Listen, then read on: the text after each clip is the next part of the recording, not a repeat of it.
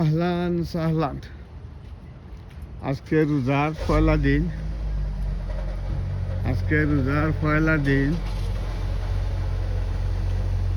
আজকে আমেরিকা প্রায় ৯৯% মানুষ আজকে রোজা রাখে। তো কিছু সমস্যাও দেখা দিলেছে। আমি ৩ রোজা পাইছি, ৩ রোজা তো পয়লা রোজা রাখা সম্ভব হয়েছে না।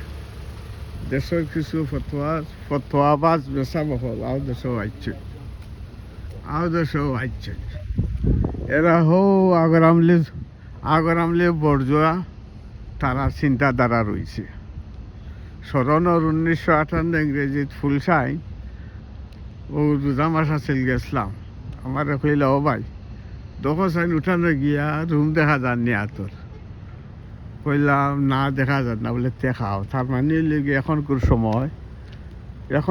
সময় ফজর জমাতো শেষ,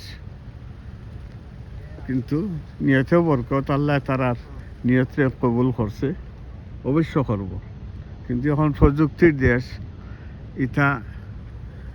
ইটা মালুম এসা বখল এরা তারা প্রযুক্তি বুঝে না। এমনের দেশ, আপনার ঠিকানা আইলেন যদি আর জিএসপি মারেন তো আপনার গরু আইবা, যে সানো যে কাকি ফতার আইলে আপনার গরু আইতে পারবা। দুনিয়াটা অত আধুনিক, আর তারা খালি ফিসে দিতানে, খালি অনৈক্য সৃষ্টি করে। বাংলাদেশে জ্বালা নির্বাচন আইলে ফতোয়া যখন বাড়ি যায় পাটফারর জাত ফরগাও কি হল আহানো দেখে ওটা কিছু আগে হাসি গেছে। ৩টা বছর ধরে দেখি আর পয়লা রোজার গন্ডগোল, ঈদের দিন গন্ডগোল। আল্লাহ মাফ করো কি তারে কোন দিনও আল্লাহ তারে বুঝ দিব।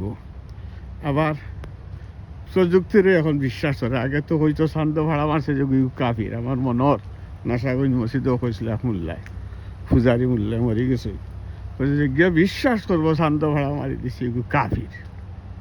৬৭ ইংরেজিত আমার স্মরণ আছে এখনো।